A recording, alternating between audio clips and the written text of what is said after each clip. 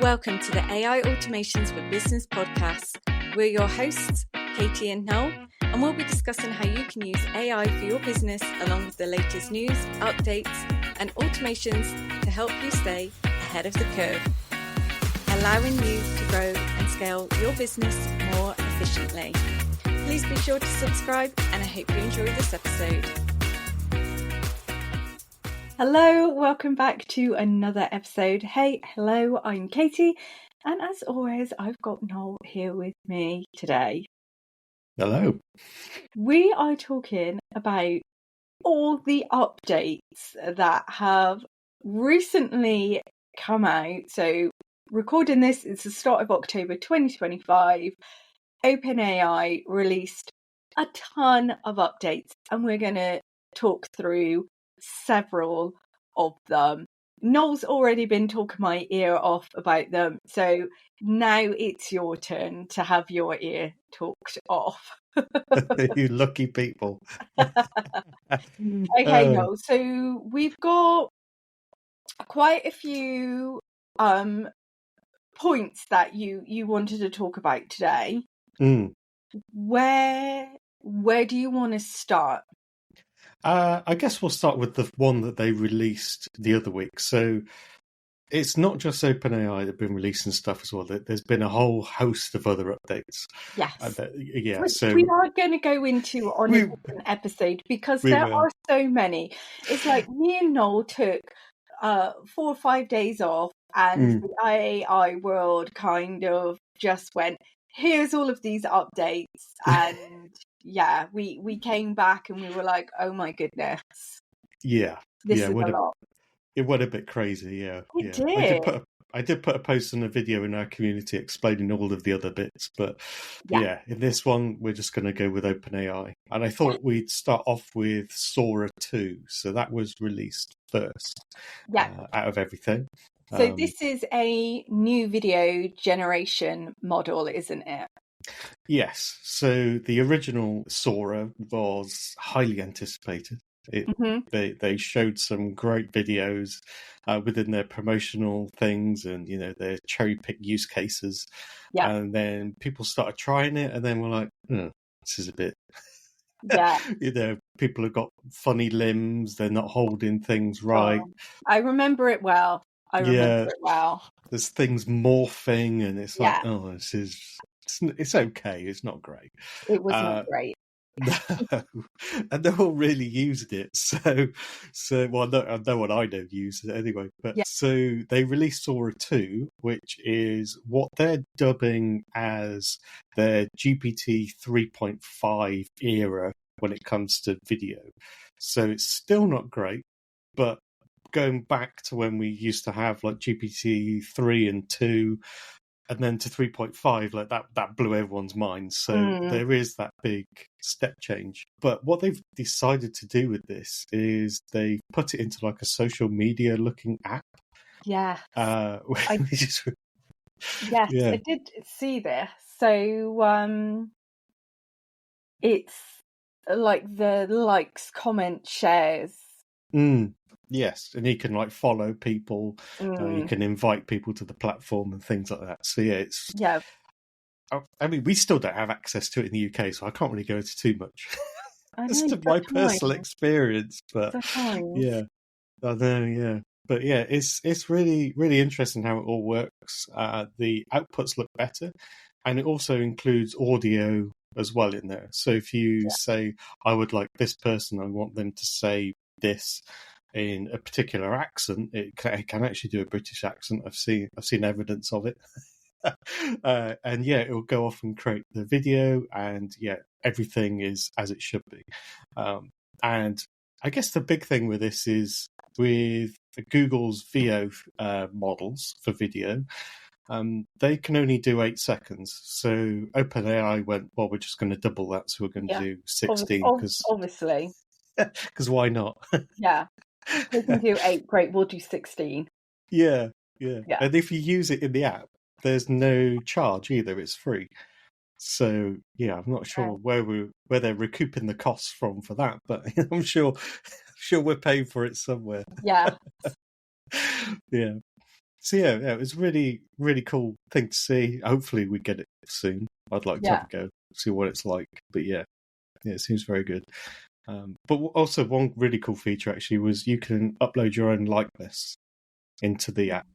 So then you can create videos with you in them, which sounds great. But they've also got some really dodgy settings in there as well. So you could say, well, everyone that follows me or anyone on the platform can use my likeness to create their own videos.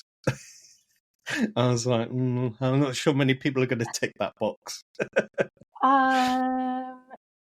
No, I mean, so obviously, my world has been consumed this week with Taylor Swift because the launch of TS12, the Life I of a thought we were Showgirl. going to get away without mentioning this, but that's all I've heard. So I can see it like working like that because what TikTok have done. Now, I don't know if Taylor has paid TikTok or TikTok has paid Taylor. I do think it's TikTok's paid Taylor. But there's if you search Taylor Swift on TikTok, it opens up to like this page and you can unlock different parts. You follow Taylor Swift, you join the Taylor Swift community, and you get like different things for it. So you get like a like a special frame around your profile picture. And then one of them was to create a video using the hashtag Life of a Showgirl.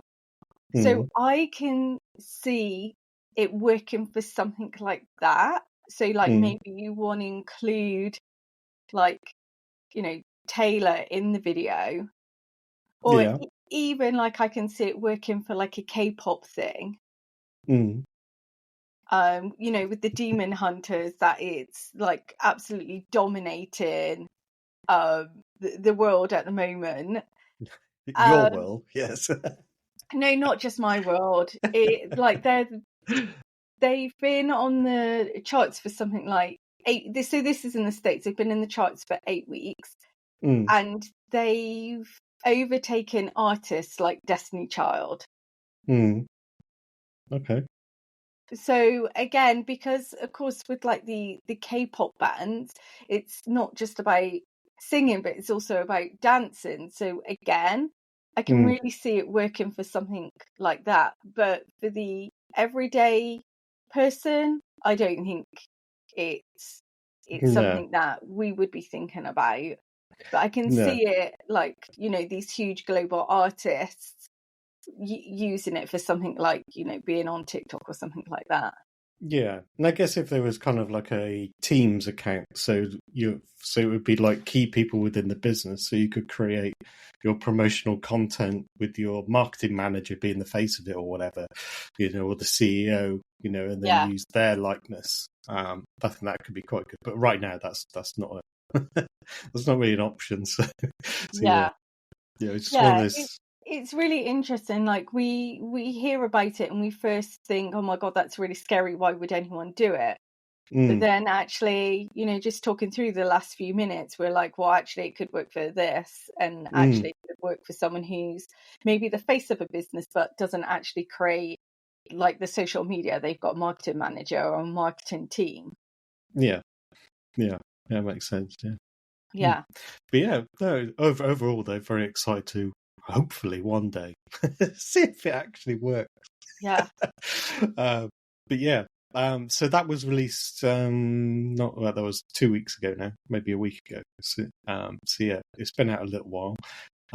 But recently, so within a couple of days before recording this episode, OpenAI had their massive developer conference, and yeah, they've released so many different things.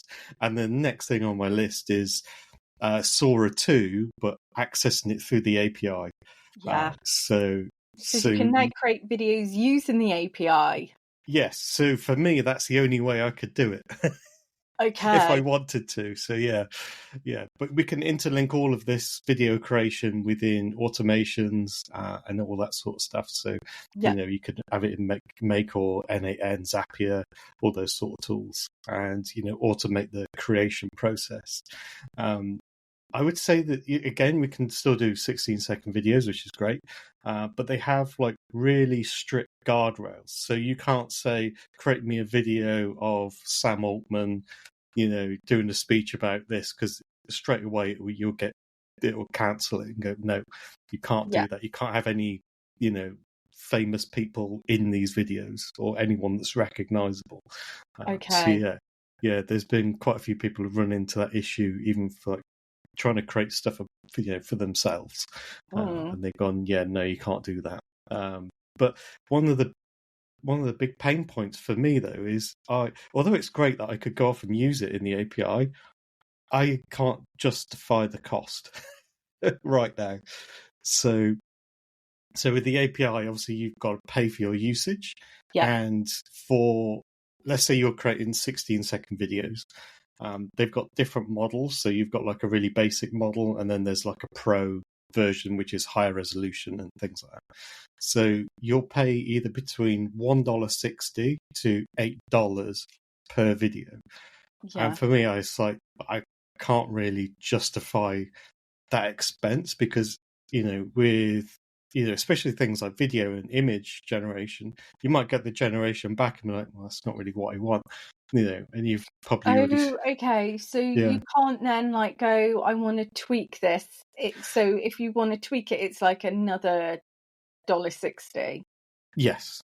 So they do, within the API, they do have the options where you can be like, change this bit, change the accent, And it change the doesn't voice. cost you anymore. It does, yes. Oh, okay. Yeah.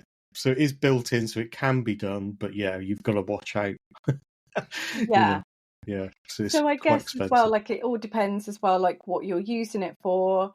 And, if you kind of view it as, you're creating something and it's an ad, well, how much would you have spent on an ad? Maybe you would have spent, I don't know, $100, $200. And instead maybe you're creating this video, and maybe you've spent $10 on it, but actually it generates you, I don't know, $10,000. Then you just think, well, that was totally worth it. Yeah. It's kind of like what you're doing with the video, isn't it? It is, yeah.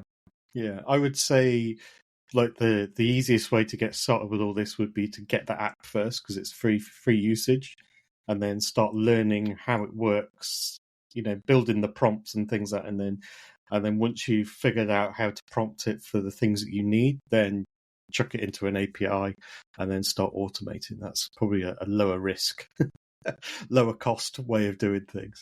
Yeah. But everything you create in the app does have a watermark. So it will tag it as AI generated, and it will have the Sora watermark.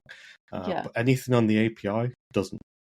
So okay, yeah. So like if it's got the Sora watermark, then you wouldn't be able to upload it to places like TikTok or Instagram, because they don't like watermarks, on videos and stuff like that. So don't really then have much of a choice but then to create it through the API.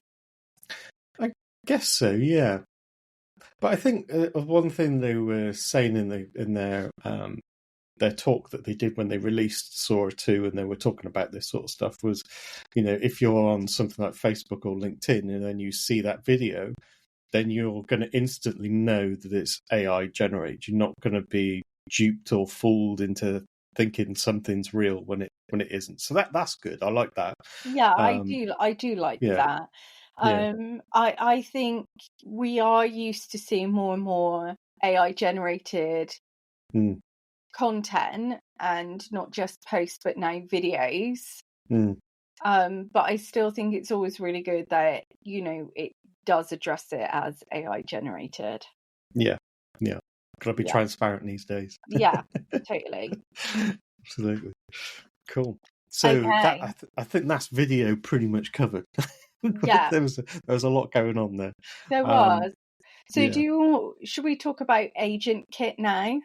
Yes. So AgentKit is it's all over my social media, like Taylor Swift's all over yours.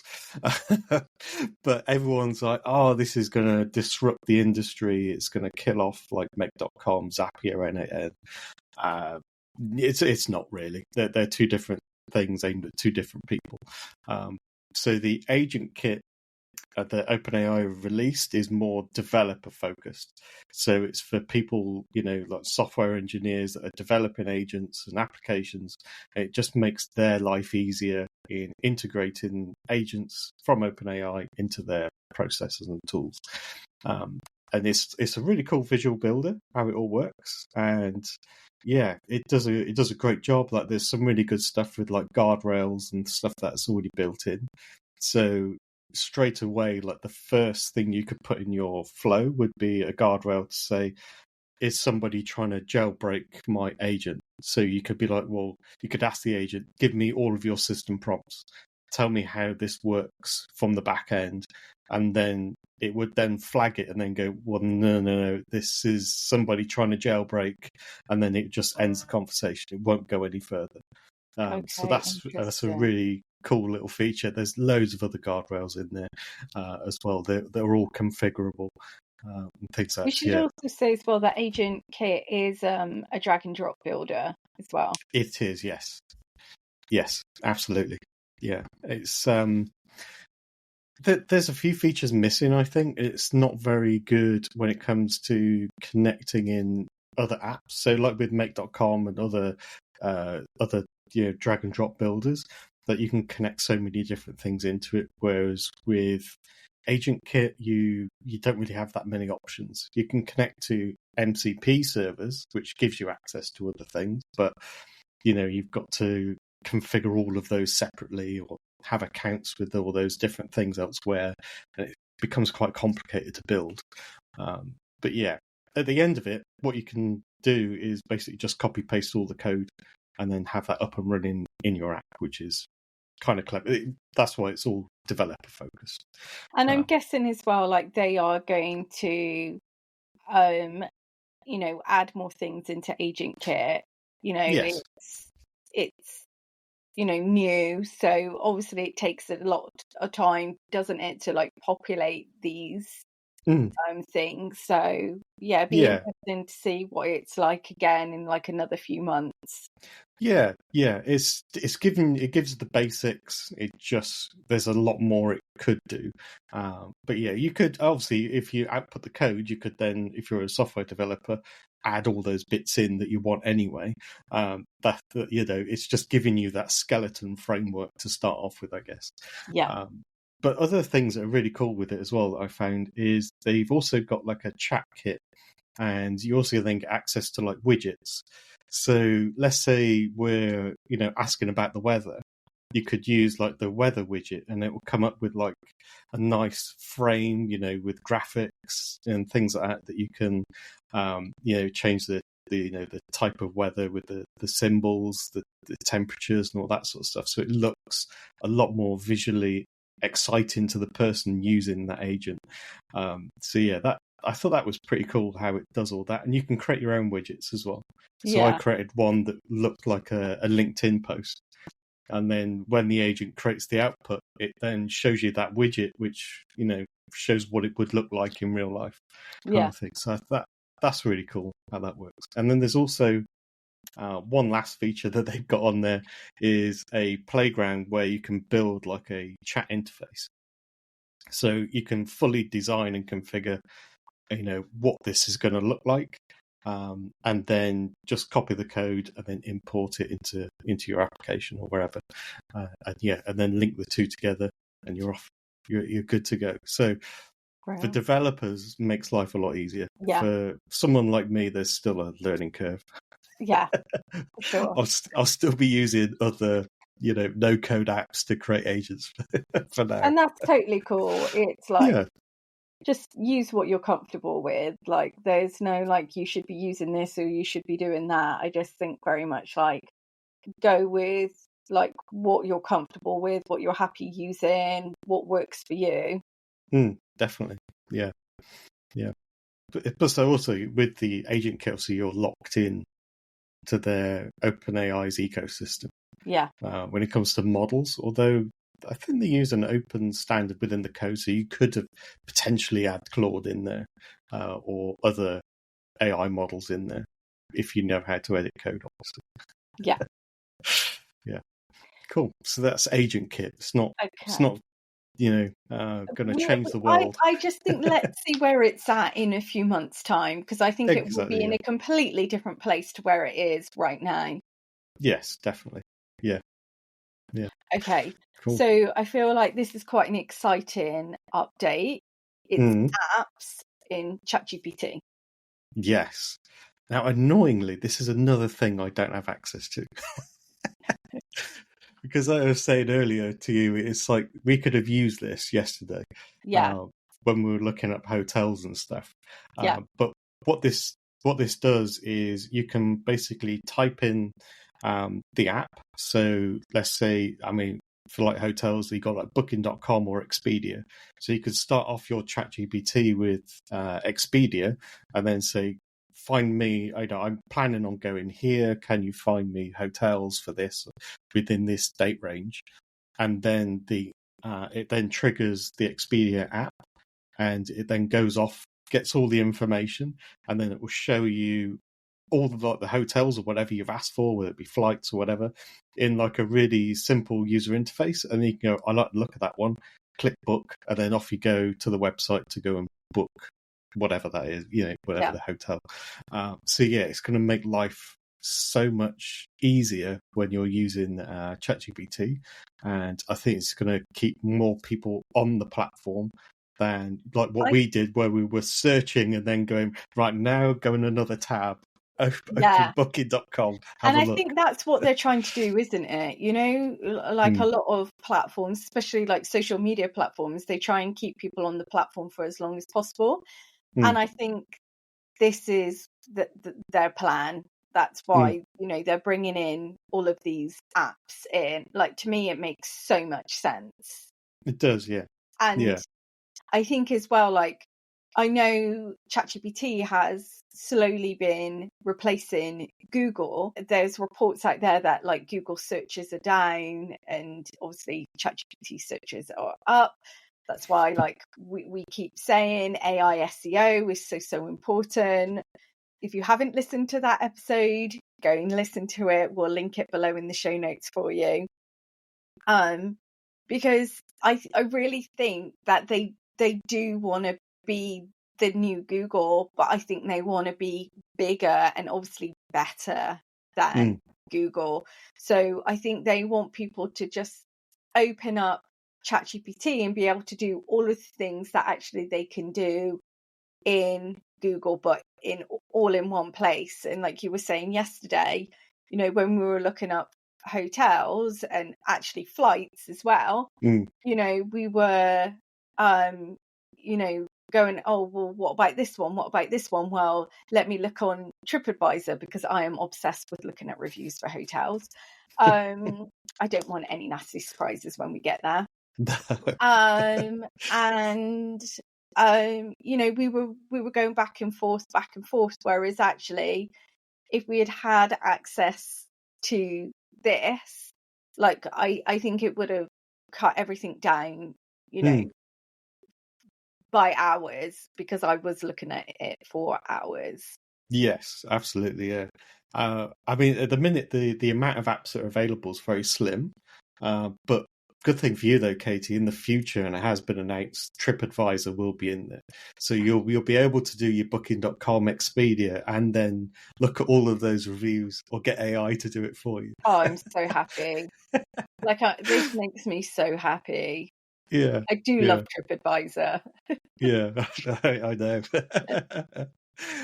They did show some really cool use cases as well, actually, which I think some people might find interesting. Is so Coursera, the online learning platform.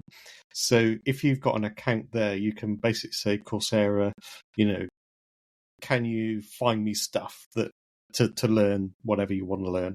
Yeah. And it will come up and it will show you the video. And one use case is he got halfway through the video, and then still within ChatGPT, he then just started asking questions to ChatGPT about that particular part that they were in within that video. So he was like, can you explain in more detail what they're talking about right now? And then off it went. And you still had the video pinned to the top of the view, but then ChatGPT was then going off and then creating all this extra context so you could understand it more. That's cool. Which is really amazing seeing how that works. But yeah, that was a really good use case. There's also a few good ones for like graphics and creating other things. So the two apps that are already available are Figma and Canva. So you could be like, well, could you create my marketing slides for whatever, and it will go off and then create them for you, and then you'll then just be able to then access them directly within those apps.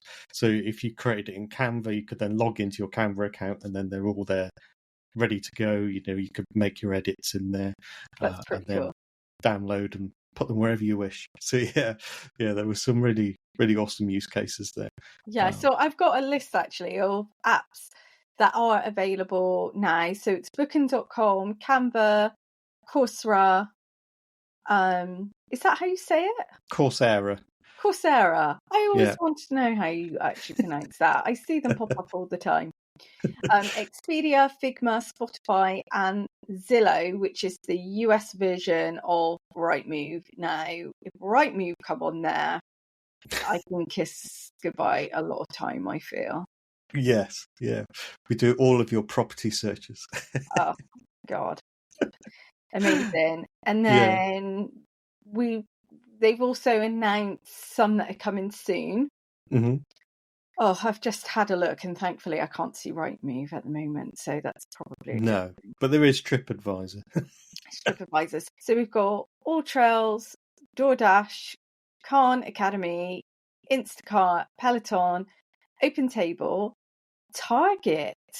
Do some shopping. Yeah, okay. The Fork, TripAdvisor, Thumbstack, and Uber. So still like quite heavy on the American apps, I would say. Yes, definitely, yeah. But I think with some of those, they could work like really well together. So with Expedia, you could book all of your trip. And then, obviously, with TripAdvisor, check it out to make sure you're not getting somewhere dodgy. Yeah. Or maybe use reviews. Yeah, or maybe use it to find things to do when you get there. And then, depending on the functionality of Uber, you could then schedule your Uber to go and pick you up from the hotel that you've just booked. And take you to all those different places, or from the airport to the hotel. Honestly, I think people are going to look back and in like 20 years' time be like, do you remember when you had to do all of those things on your own and like separately? Yeah. And we'd be like, that was so crazy. Like, I feel like this update is giving us those vibes. It's like, do you remember when like your friend wasn't home, so you had to go like round the neighborhood to see where your friends were, and like you knew where your friends were because like all the bikes were outside? Yeah. And it'd be like, that's crazy. Like now we just text them, and or we have a group chat and say, where's everyone at? Or some kids just get on like their PS5s and go, chat to them online. So that's given me those sort of vibes, and actually it's quite exciting, I think. Yes, and what makes this even better, if it couldn't get any better, they've also opened the development for creating your own apps to go within the ChatGPT apps. So I think that's really cool. Yeah, there are strict guidelines that you have to follow, but they have published how you can do it. And what their main aim, I believe, in the future is to have like an app marketplace. And, you could then start earning revenue from that. So they kind of mentioned that before when we had custom GPTs when they first came out. Yeah. And that never really happened. But I think with this one, they're probably going to push it a little bit more. because I think this is more useful. Yeah. But actually, before I forget, before we move on from this one, another really cool thing is, let's say you're like, I want to plan a trip to wherever, and ChatGPT would then recommend and then go, well, maybe you should probably use the Expedia app, and then it would then load it in for you. And then you would then start using it. So you don't even have to prompt it to say, I want to use this app. So if you've created one for a specific use case, and then someone's asking those questions, they could then go, well, there's already an app for that. Should I load that in? And then use that as well. So yeah, that could be quite powerful as well in the future. Yeah, so instead of actually having all the separate apps on your phone, you literally just open up ChatGPT and they're all in there. Yeah. So actually you don't need all these, crazy amount of apps that absolutely drive me insane. Like if someone says download the app for it and I'm like, oh, it's so annoying. I don't want yet another app on my phone. It will just be like going to ChatGPT and find the Canva app, or find the Spotify app, and go from there. Yeah, I think that's so much better.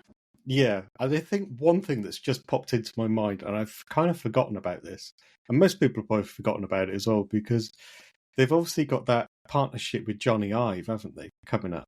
They're bringing out their own physical products next year, or announcing them next year. Yeah. So having all of these apps already integrated into ChatGPT, which is obviously going to be the main point of focus in the user interface for whoever, for whatever that device might be, I think that's quite exciting to see where that's going to go. It's got to be something to do with this, hasn't it? Yeah, it makes sense. No, I've just thought of it then. I was like, yeah. Okay, that's Noel's prediction. Let's see what happens next year, and we can revisit. Like, was Noel's prediction, true, or was he way off? I mean, either way, I'm really excited to find out. Absolutely, yeah. It's going to be a good year coming up. Yeah. But yeah, that's exciting. Yeah. I look forward to that. Kind what of. Are you thinking? It makes sense, though, doesn't it? It just does, makes sense. Yeah, absolutely. Yeah. But yeah, I think we've covered a lot there for the apps, but there is a couple of other things I guess we should quickly go over. Yeah, so do you just want to quickly talk about the new models on the API? Yes, so there's 3 that have been released, and they are GPT-5 Pro. So normally to use Pro, you would have to, from a ChatGPT standpoint, you would have to have that $200 per month plan to get access to it. But now you can get access to it via the API. Obviously, it'll be quite expensive to use, but it's there. You can use it. So do you just want to remind people what you can do with that? It's just more powerful than the other 5 models. That's kind of where it's at. It's very clever at coding. Most of these models are. That's all they really talked about. But yeah, it's smarter than all of the other GPT-5 models, which is kind of what we expect, I guess. Yeah.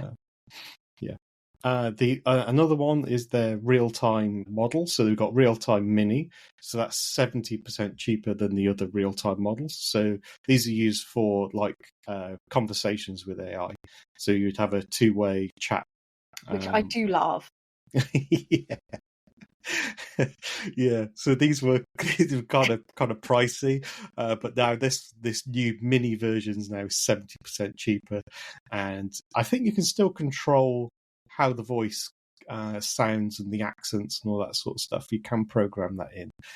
So that was kind of the main feature of the real-time API. Okay. So yeah, that can still be done, but you can't clone someone's voice. Though it's just okay. That's good. Yeah. You always get confused when I'm talking to ChatGPT. You think I'm talking to you? Yeah. And you're like, what? And I'm like, shh, ChatGPT. This conversation does not involve you unless you can answer my questions quicker.